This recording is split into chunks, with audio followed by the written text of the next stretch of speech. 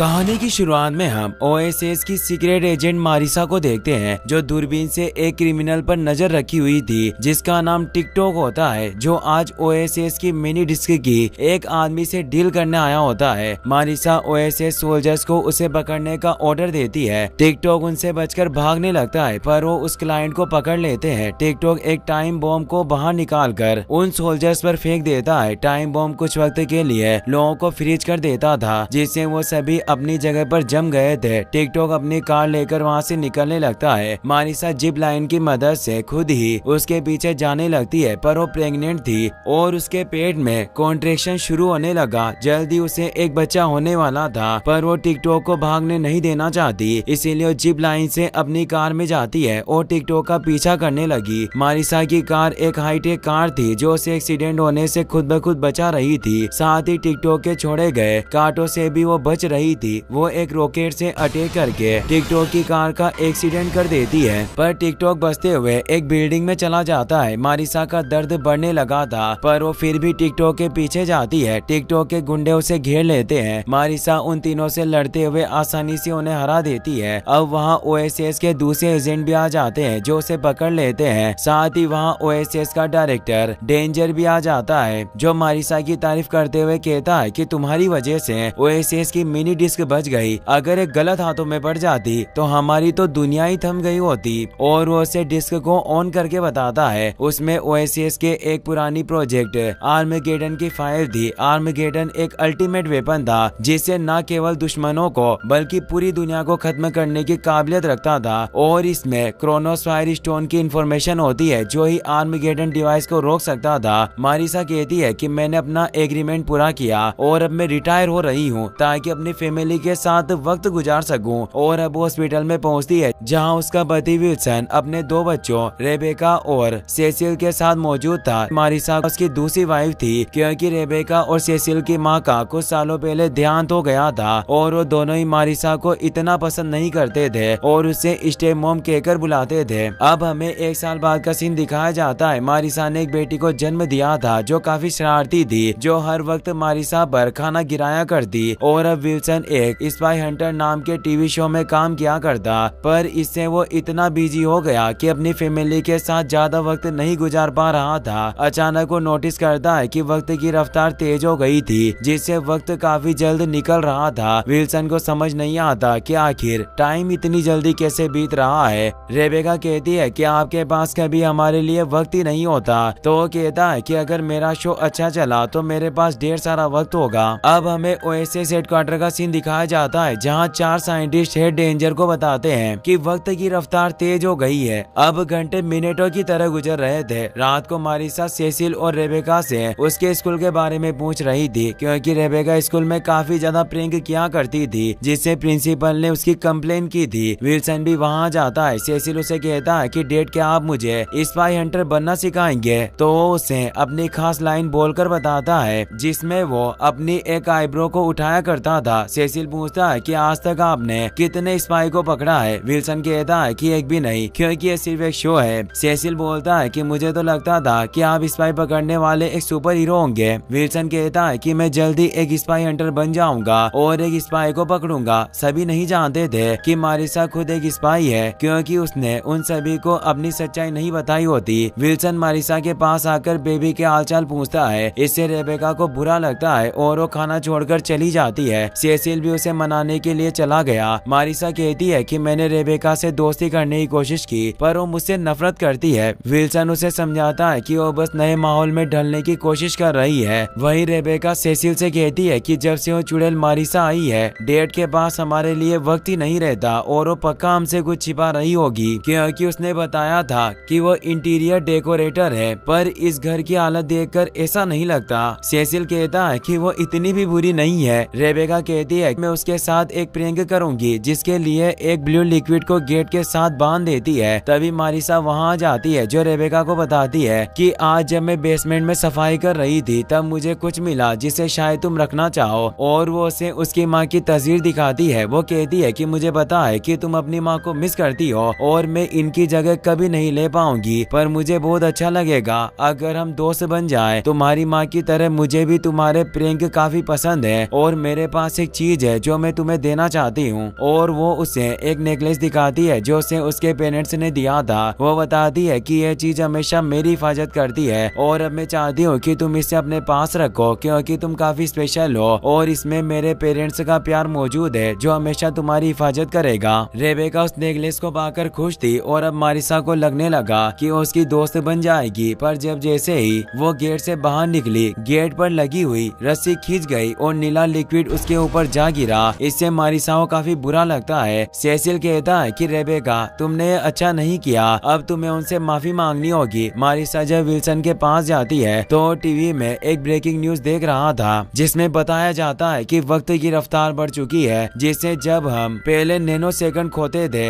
अब घंटों खो रहे हैं और अगर स्पीड ऐसे ही बढ़ती रही तो हम पूरा साल ही खो देंगे और हमारे पास जीने के लिए वक्त ही नहीं बचेगा। किसी को कुछ पता नहीं था कि आखिर ये कैसे हो रहा है, पर तभी टाइम कीपर सभी न्यूज में एक मैसेज भेजता है जिसमें वो बताता है कि मेरी नजर में तुम सभी लोग कसूरवार हो क्योंकि तुम वक्त बर्बाद करते हो जबकि तुम्हें हर एक लम्हा अपने चाहने वालों के साथ बिताना चाहिए। अब तुम सब वक्त की असली कीमत समझ पाओगे जब तुम्हारे पास वक्त ही नहीं बचेगा क्योंकि मैंने प्रोजेक्ट आर्मगेडन को एक्टिवेट कर दिया जिससे वक्त तेज रफ्तार से चल रहा है और जल्दी यह दुनिया खत्म हो जाएगी। तभी रेबेका नोटिस करती है कि टाइम कीपर के पीछे टिकटॉक भी मौजूद था। मारिसा इससे परेशान होती है। विल्सन भी डिसाइड करता है कि उस टाइम कीपर को पकड़ लेगा ताकि एक असली स्पाई हंटर बन सके। वहीं हमें टाइम कीपर को दिखाया जाता है जो टिकटॉक से कहता है कि तुम्हें हमारे वादे के मुताबिक क्रोनो सफायर लेकर आना होगा। दरअसल पत्थर के उस छोटे से टुकड़े में ही वो ताकत थी जो इस आर्मगेडन डिवाइस को रोककर समय की रफ्तार को वापस नॉर्मल कर सकता था। इसीलिए टाइम कीपर उसे हासिल करना चाहता था ताकि कोई इसका इस्तेमाल ना कर सके। टिकटॉक कहता है कि तुम मुझ पर भरोसा रखो, मैं उसे ले आऊंगा। टाइम कीपर उसे वार्निंग देता है कि अगर तुमने मेरा वक्त बर्बाद किया तो मैं तुम्हें खत्म कर दूंगा। टिकटॉक का एक मिनट मैन अब क्रोनोस फायर को ढूंढने लग जाता है और उसे मारिसा के घर की लोकेशन मिलती है क्योंकि मारिसा के गले में ही वो क्रोनोस फायर स्टोन था। मारिसा जब अपनी बेबी को सुला रही थी तभी उसे ओएसएस हेडक्वार्टर से एक मैसेज आता है जिसमें उसे बताया जाता है कि आर्मगेडन को रोकने के लिए क्रोनोस फायर की जरूरत है, इसीलिए तुम्हें उसे लेकर ओएसएस आना होगा। वहीं रेबेका अपने प्रैंक की माफी मांगने के लिए एक सॉरी कार्ड बना रही होती है। तभी मारिसा उसके पास आती है और उसे नेकलेस मांगती हुई कहती है कि मुझे उसे पॉलिश करवाना है, इसीलिए मुझे वो वापस चाहिए। रेबेका कहती है कि क्या आपको मुझ पर भरोसा नहीं? कल तो आप कह रही थी कि मैं इसे अपने पास रख सकती हूँ। मारिसा कहती है कि अभी मैं तुम्हें कुछ नहीं बता सकती, इसीलिए मुझे नेकलेस वापस कर दो। रेबेका गुस्से में वहाँ से चली जाती है और बॉक्स में रखकर उस नेकलेस को उसके हाथ में थमा देती है। मारिसा अपने डॉग आर्गनॉट से कहती है कि बच्चों पर नजर रखना और अब वो कार लेकर वहाँ से निकल जाती है। पर तभी सेसिल देखता है कि रेबेका के गले में अभी भी वो नेकलेस मौजूद है जिससे वो हैरान हुआ। रेबेका कहती है कि मैंने उसके साथ एक प्रैंक किया, जब वो बॉक्स खोलेगी तो मजा आ जाएगा। मारिसा ओएसएस में डेंजर के पास पहुंच गई थी। वो उससे क्रोनोस फायर लेता है पर जैसे ही उसने बॉक्स खोला बेबी फूड उसके ऊपर जा गिरा। मारिसा समझ जाती है कि जरूर ये रेबेका का प्रैंक होगा और इसके लिए डेंजर से माफी मांगती है और वापस से क्रोनोस फायर लेने के लिए जाने लगी। पर डेंजर ने उसे टोकते हुए कहा कि क्रोनोस फायर की अभी हमें जरूरत नहीं है, तुम्हें अभी टिकटॉक को पकड़ने पर ध्यान देना चाहिए क्योंकि वो वापस से लौट आया है और अगर तुमने उसे पकड़ लिया तो हम टाइम कीपर तक पहुंच जाएंगे और हम बिना क्रोनोस फायर के ही उसे रोक लेंगे। मारिसा उसकी बात मान लेती है। वहीं हम टिकटॉक के मिनट मैन को देखते हैं जो मारिसा के घर पर पहुंच गए थे और अब वो टिकटॉक के कहे मुताबिक दरवाजा तोड़कर घर के अंदर घुसने लगते हैं। घर में मौजूद एआई सिस्टम रेबेका और सेसिल को वार्न करता है कि घर पर हमला हो रहा है, इसीलिए तुम्हें इमरजेंसी रूम में पहुंचना होगा। आगे एक खुफिया दरवाजा खुल चुका था।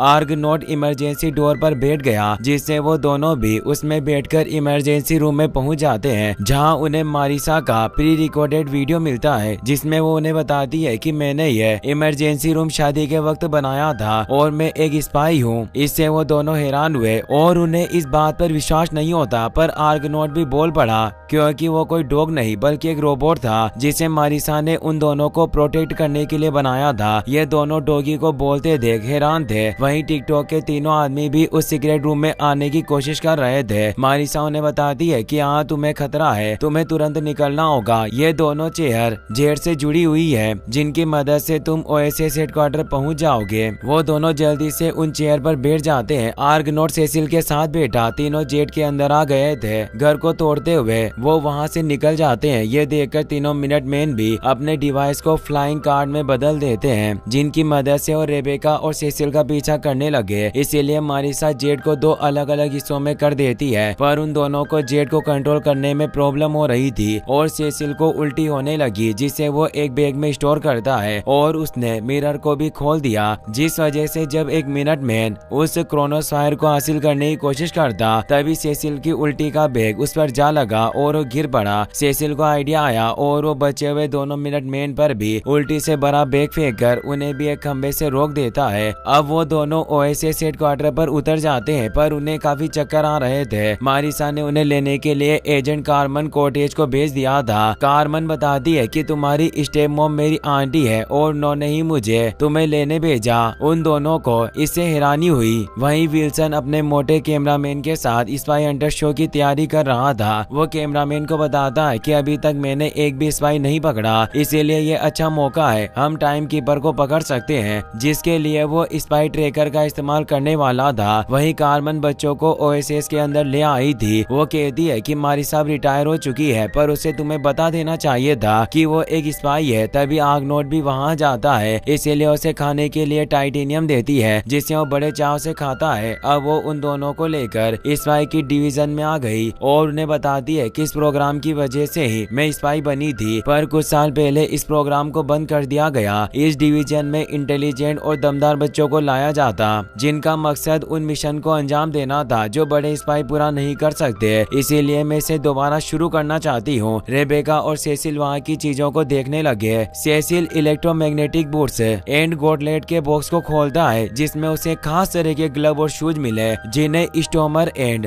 हैमर हैंड्स के नाम से भी जाना जाता है, जो इलेक्ट्रॉन फील्ड की मदद से काफी पावरफुल इम्पैक्ट क्रिएट कर सकते थे। रेबेका फील्ड अम्ब्यूज सप्लाई की पेटी खोलती है, जिसमें एक खास बॉक्स था। उसमें कई सारे गैजेट थे, जिनकी मदद से प्रैंक्स, ट्रैप और इल्यूजन क्रिएट किए जा सकते थे। कार्मन बताती है कि तुम दोनों यादगार के तौर पर ये दोनों गैजेट रख सकते हो। इससे वो काफी खुश हुए, पर कार्मन ने बताया कि तुम बस इन्हें रख सकते हो, मैं इन्हें एक्टिवेट नहीं करूंगी, और समझाती है कि हमारे जमाने में काबिल एजेंट वो होता था जो बेहतरीन गैजेट की बजाय अपने दिमाग का इस्तेमाल करके कामयाब होता था। वो एक वीडियो देखते हैं जिसमें कार्मन अपने भाई जूनी के साथ मिशन में गई थी और ये दोनों ही स्पाई किड प्रोग्राम के पहले और आखिरी बच्चे थे। वो दोनों से पूछते हैं कि आपका भाई कहाँ है, पर उसे उसके बारे में नहीं बताती और उन दोनों को एजेंट लॉज में छोड़कर जाने लगी और कहती है कि टाइम कीपर वक्त को रोके, इससे पहले हमें उसे पकड़ना होगा। सेसिल को वहाँ काफी सारी चॉकलेट दिखाई देती है, जिनके साथ वो मजे करते हुए खाने लगता है। वहीं मारिसा बेबी के साथ उस लोकेशन पर पहुंच चुकी थी जहां पर टिकटॉक छिपा हुआ था। मारिसा तैयार होती है और बेबी को लेकर अंदर चली जाती है, पर टिकटॉक ने उसे पकड़ने की पहले तैयारी कर रखी थी। पर मारिसा बेबी पावर और उसके डायपर का इस्तेमाल करते हुए ही उनसे फाइट करती है और उन सभी को डेर कर देती है, पर टिकटॉक बाइक लेकर वहाँ से निकल जाता है। वहीं रेबेका सेसिल से कहती है कि मैं भी स्पाई बनना चाहती हूँ और मारिसा से भी बेहतर स्पाई बनूंगी, जिसके लिए हमें खुद के लिए मौका बनाना होगा। अभी टाइम कीपर सभी को परेशान कर रहा है, अगर हम उसे पकड़ लें तो हम भी स्पाई किड बन जाएंगे। और वो शर्त लगाते हैं कि जो पहले टाइम कीपर को पकड़ेगा वो जीत जाएगा। सेसिल अपने हैमर हैंड को एक्टिवेट करने की कोशिश करने लगता है, पर वो एक्टिवेट नहीं होते और इससे सेसिल को ही चोट लग जाती है। अब वो चुपचाप बाहर निकलने लगते हैं, पर दो एजेंट उन्हें देख लेते हैं, जिससे वो भागने लगे। सभी एजेंट अब उन्हें पकड़ने की कोशिश करने लगते हैं, जिससे आर्गनॉट अपने खराब ऑयल को लीक करके कई सारे एजेंट को नीचे गिरा देता है, पर अभी भी कई सारे और एजेंट उनके पीछे थे। आर्गनॉट जब अपनी पूंछ ऊपर करवाता है, उसके बम से कई सारे गोले नीचे गिरते हैं, जिससे सभी गिर जाते हैं। अब वो आर्गनॉट के साथ एक हाई एक्सपेरिमेंटल ट्रांसफॉर्मेशन रूम में आते हैं। उन्हें समझ नहीं आ रहा था कि आखिर टाइम कीपर को कैसे ढूंढेंगे। आर्गनॉट उन्हें बताता है कि सामने जो डिवाइस मौजूद है वो ऑर्गेनिज्म ऑक्सीलेशन ट्रांसपोर्टर डिवाइस है, जो तुम्हें कहीं भी टेलीपोर्ट कर सकता है। अब वो आर्गनॉट का कोड डालकर कंप्यूटर को एक्सेस कर लेते हैं। उन्हें एक मेल मिलता है। आर्गनॉट बताता है कि इस मेल में जो कोड है उससे टाइम कीपर की लोकेशन का पता लगाया जा सकता है, पर आज तक इसे कोई डिकोड नहीं कर पाया। सेसिल देखते ही समझ गया कि यह कोई कोड नहीं बल्कि पहेली है। वो सभी नंबर को हटाकर लेटर को पढ़ता है तो उसे big time watch watch repair shop नाम मिला, जिससे वो समझ जाते हैं कि वो टाइम कीपर विलन इसी शॉप के अंदर छिपा होगा और अब वो ट्रांसपोर्टर को एक्टिवेट कर लेते हैं। कार्मेन भी वहां जाती है जो उन्हें रोकने की कोशिश करती है क्योंकि उनके पास क्रोनोस्फायर था, पर वो उसे रोक नहीं पाते। वो दोनों आर्गनॉट के साथ टेलीपोर्ट होकर बिग टाइम वॉच शॉप में आ गए थे। कार्मेन मारिसा को कॉल करके बताती है कि बच्चे ओएसएस से भाग गए, इसलिए मारिसा उन्हें ट्रेस करने का डिसाइड करती है। वहीं उस टाइम शॉप के अंदर उन्हें एक एलिवेटर का पता चलता है जिसे वो ओपन कर लेते हैं। एलिवेटर से वो काफी गहराई में एक टाइम फैक्ट्री में पहुंचते हैं जहां एक जायंट क्लॉक मौजूद थी जो असल में एक ट्रैप था, जिसे पार करते हुए रेबेका दूसरे गेट पर पहुंच जाती है, पर सेसिल ट्रैप में फंसने से दूर जा गिरता है। वहीं विल्सन ने कैमरामैन की मदद से स्पाई ट्रैकर को ठीक कर लिया था और अब वो उसके साथ टाइम कीपर को ढूंढने के लिए निकल जाता है। रेबेका और सेसिल एक कंप्यूटर के पास पहुंच गए थे जिससे वह जानकारी हासिल करना चाहते थे, पर उसमें सिर्फ टाइम में फंसे हुए एक लड़के का वीडियो था। वो लड़का टाइम ट्रेवल एक्सपेरिमेंट्स का हिस्सा था और जब वो वहां पड़ी मिनी डिस्क को प्ले करते हैं तो रेबेका को पता चलता है कि वक्त की स्पीड को जिस आर्मगेडन डिवाइस के जरिए कंट्रोल किया जा सकता है उसे सिर्फ क्रोनोस्फायर स्टोन की मदद से ही रोका जा सकता है। रेबेका समझ जाती है कि उसके पास जो नेकलेस है उसमें ही क्रोनोस्फायर है और उन्हें वहां बुलाना जरूर टाइम कीपर की चाल होगी। वो वहां से भागने लगे, पर टिकटॉक पहले ही वहां मौजूद था जो उन तीनों को फ्रीज कर देता है और उन्हें लेकर टाइम कीपर के पास जाता है। टाइम कीपर रेबेका से नेकलेस मांगता है, पर वो दोनों वहां से भागने लगे। मिनट मैन उन्हें रोक लेते हैं। मारिसा बेबी और कार्मेन के साथ वहां पहुंच गई थी। रेबेका और सेसिल उन्हें देखकर खुश हुए। वहां काफी सारे मिनट मैन मौजूद थे, इसलिए मारिसा कहती है कि हमें एक फैमिली की तरह साथ मिलकर इनसे लड़ना होगा और अब वो सेसिल और रेबेका के गैजेट्स भी ऑन कर देते हैं। इससे वो दोनों खुश होते हैं। सेसिल अपने हैमर हैंड की मदद से एक पावरफुल पंच से कई सारे मिनट मैन को दूर फेंक देता है और उन्हें पावरफुल पंच से मारने लगता है। रेबेका ने बैग से एक व्हीप को बाहर निकाल लिया था जिससे वो भी मिनट मैन को मारने लग जाती है। कार्टेज और मारिसा भी मिनट मैन को मार रही थी, पर अब विल्सन भी इस वॉच शॉप पर पहुंच गया था। वो ट्रैकर की डायरेक्शन को फॉलो करते हुए एक डस्टबिन पर पहुंचा।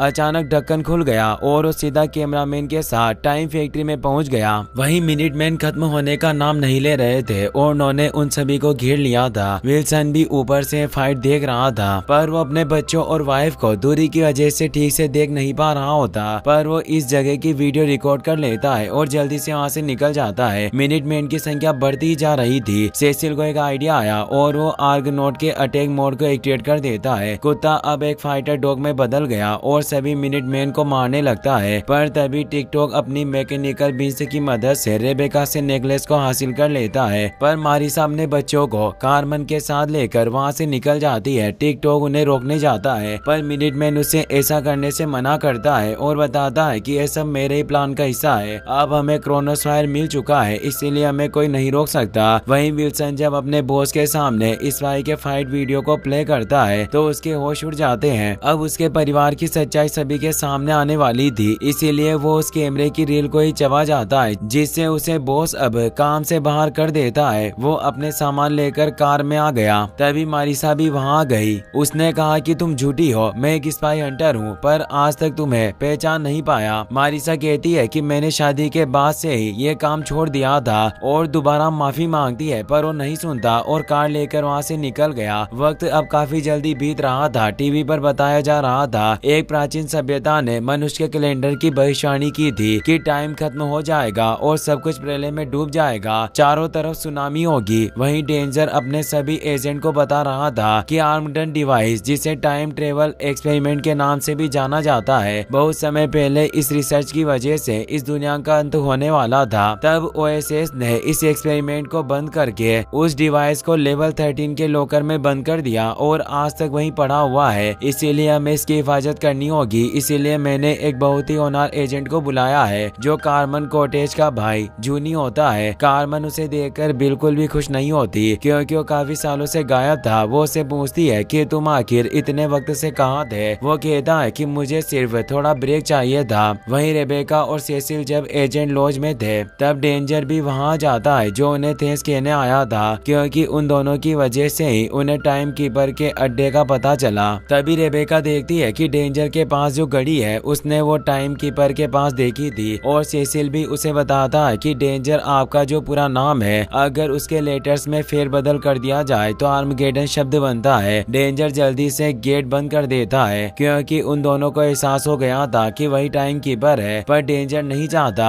कि यह बात किसी और को पता चले, इसीलिए वो उस रूम के सर्किट को जलाकर वहाँ से चला जाता है। रेबेका गेट खोलने की कोशिश करती है पर गेट नहीं खुलता। वहीं मारिसा कार्मन और जूनी के साथ बिग टाइम शॉप में पहुंचती है। तभी उसे रेबेका और सेसिल का कॉल आता है जो उसे बताते हैं कि आप वहां से निकल जाइए, ये डेंजर का एक ट्रैप है क्योंकि वही टाइम कीपर है। पर मारिसा को ये सब एक प्रैंक लगता है और वो कॉल कट कर देती है। अब वो लिफ्ट से नीचे आ जाते हैं पर अब टाइम कीपर उन्हें पकड़ने आ जाता है और अब डेंजर अपना मास्क हटाकर उन्हें अपना असली चेहरा दिखाता है और बताता है कि अब मैं ओएसएस से असली आर्मगेडन डिवाइस भी हासिल कर लूंगा, जिसके लिए ही मैंने ये चाल चली। मैंने ओएसएस के सभी एजेंट को फ्रीज करने का इंतजाम कर रखा है ताकि मुझे आर्मगेडन को एक्टिवेट करने से कोई ना रोक सके, और वो सभी एजेंट को फ्रीज कर देता है। ये सब उसने उनके आईडी कार्ड की मदद से किया था, जिससे अब वो मारिसा, कार्मन और जूनी को भी फ्रीज करके वहाँ से टिकटॉक के साथ निकल जाता है। पर जूनी देखता है कि वो फ्रीज नहीं हुआ है क्योंकि उसके पास अपना आईडी कार्ड नहीं था। जूनी को समझ नहीं आता कि आखिर वो क्या करे। उसे एक आइडिया आता है और वो ओएसएस हेडक्वार्टर में रेबेका और सेसिल के पास कॉल करता है और उन्हें बताता है कि ओएसएस पर टाइम कीपर ने कब्जा कर लिया, जिससे सब फ्रीज हो चुके हैं। तुम ही अब वो क्रोनोस्फायर नेकलेस को हासिल करके उस आर्मगेडन डिवाइस को बंद कर सकते हो। रेबेका कहती है कि आखिर हम दोनों ऐसा कैसे करेंगे, तो बताता है कि स्पाई किड्स हमेशा बुराई को मात देते हैं क्योंकि बड़े कुछ ज्यादा ही सोचते हैं, लेकिन बच्चों के लिए सब कुछ मुमकिन है। तो अब वो दोनों भी डेंजर को रोकने का डिसाइड कर लेते हैं। वो आर्गनॉट का अटैक मोड ऑन कर देते हैं, जिससे वो एक बार में ही दरवाजा तोड़ देता है और अब वो स्पाई किड्स डिवीजन में जाकर स्पाई किड्स के कपड़े पहन लेते हैं। उन्होंने बेबी को भी स्पाई के कपड़े पहना दिए थे। वहीं अब जूनी भी समझ गया था कि आईडी कार्ड की वजह से ही वो फ्रीज हुए हैं, इसीलिए अब उसने मारिसा और कार्मन को भी अनफ्रीज कर दिया। पर जैसे ही वहाँ से बाहर निकलने लगते हैं तो एक बड़ी सी सेंट क्लॉक के अंदर फंस जाते हैं। वहीं सेसिल लेवल 13 में जाता है जहाँ डेंजर के गार्ड मौजूद थे, पर वो लाइट ऑफ करके अपने हैमर हैंड से सभी को मार गिराता है। अब वो उस गेट के पास पहुँचते हैं जिसके अंदर आर्मगेडन डिवाइस था, पर अब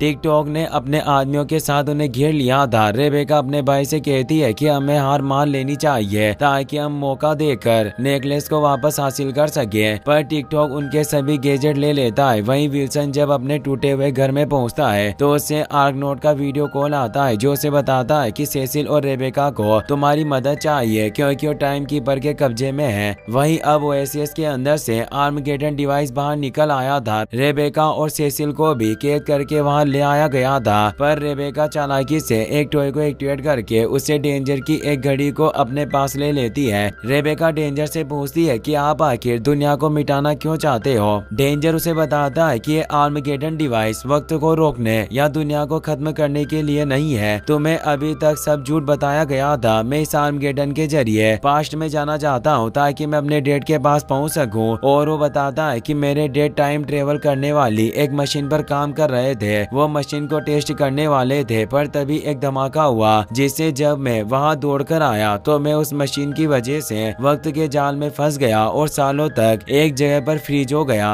रेबेका कहती है कि हमने उस टाइम फैक्ट्री में जिस वक्त के जाल में फंसे लड़के का वीडियो देखा वो आप ही हो। डेंजर बताता है कि मेरे डैड ने अपनी पूरी जिंदगी मुझे अनफ्रीज करने में लगा दी। मैंने उन्हें अपनी आंखों से बूढ़े होते हुए देखा और आखिरकार उनकी डेथ हो गई। पर एक दिन ओएसएस को क्रोनोस्फायर मिला जिससे उस टाइम मशीन को रोक दिया गया और मैं उस टाइम के जाल से बाहर आ गया। पर अब मैं एक बच्चे के रूप में बड़ा आदमी बन गया था। मेरे सभी दोस्त मर चुके थे, बिल्कुल मेरे डेड की तरह, और अब मैं चाहता हूँ कि मैं इस आर्मगेडन डिवाइस से अपने डेड के पास जाऊं और इनके साथ वक्त बिताऊं क्योंकि उन्होंने मेरे लिए सब कुछ किया, पर मैं उन्हें अपना थोड़ा सा भी वक्त नहीं दे सका। सेसिल उन्हें समझाता है कि वक्त में पीछे जाने से कुछ नहीं बदलेगा, बस आपके कई सारे वेरिएंट्स बन जाते हैं जो वक्त के अलग आयामों में एग्जिस्ट करते हैं और आप पहले भी ये कोशिश कर चुके हो। टिकटॉक भी उसका ही वेरिएंट था और वहाँ मौजूद सभी मिनट मैन भी उसके ही वेरिएंट्स थे। वो दोबारा समझाता है कि आप चाहे कितनी भी कोशिश कर ले पर वक्त नहीं बदलेगा। टिकटॉक कहता है कि तुम इसकी बातों पर ध्यान मत दो, हम कामयाब जरूर होंगे। पर अब टाइम मशीन का दरवाजा खुलने लग गया था जिससे कहीं भी ट्रेवल किया जा सकता है। जूनी, मारिसा और कार्मन भी अब वहाँ जा जाते हैं, पर अब टाइम पोर्टल की वजह से पूरी जगह हिलने लगी थी और अब इस जगह के सभी लोग फ्रीज हो चुके थे, क्योंकि डेंजर ने अपनी घड़ी के साथ ऐसी सेटिंग की थी जिससे सिर्फ उसके आदमी और वो ही अनफ्रीज कर सकता था। इससे डेंजर खुश हो रहा था, पर रेबेका ने पहले ही एक घड़ी चुरा ली थी जिससे वो दोनों नॉर्मल थे और चालाकी से उन्होंने क्रोनोस्फायर भी ले लिया था, जिससे अब वो वहाँ से भागने लगते हैं और बीच में मौजूद आर्मगेडन डिवाइस की तरफ बढ़ने लगे। टिकटॉक उन दोनों को रोकने जाता है। सेसिल एक डिस्क से टिकटॉक पर हमला करके उसे बेहोश कर देता है, जिससे वो खुश हुआ, पर इसे घड़ी पर से हाथ हटने से वो फ्रीज होकर ऊपर उड़ने लगा था।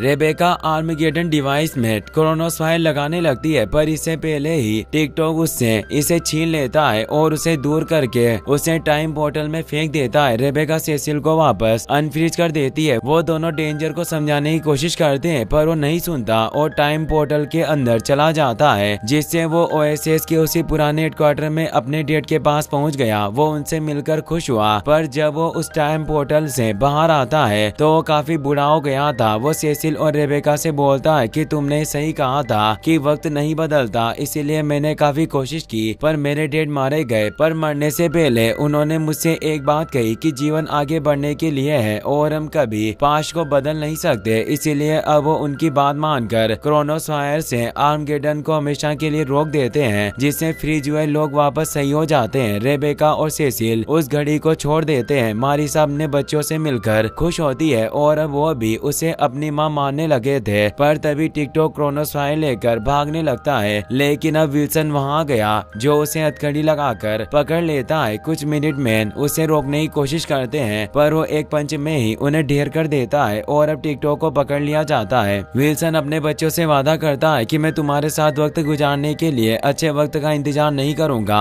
अब से मेरा सारा वक्त तुम्हारा है, और वो मारिसा को माफ कर देता है। कार्मन और जूनी बताते हैं कि हमने फैसला किया है कि हम स्पाई के डिवीजन को फिर से शुरू करने वाले हैं और हम इसके ग्रुप लीडर बनेंगे। वो रेबेका, सेसिल और स्पाई बेबी को भी अपनी इस टीम में शामिल करते हैं। स्पाई बेबी भी अब चलने लगी थी, जिससे सभी खुश हुए। टिकटॉक भी वापस भागने लगा, पर बेबी ही उसे उठाकर दूर फेंक देती है। सभी बेबी की पहली फाइट से खुश होते हैं। फिर दिखाया जाता है कि सेसिल और रेबेका अब होशियार और होनहार बच्चों को ढूंढकर उन्हें स्पाई किड्स के लिए सेलेक्ट करने लगे थे। इसी के साथ ये मूवी यहीं पर खत्म हो जाती है। नेक्स्ट वीडियो आप कौन सी देखना चाहते हो मुझे कमेंट में जरूर बताना। साथ ही इस वीडियो को लाइक और वीडियो को शेयर करने के लिए आपका तहे दिल से शुक्रिया। Thanks for watching.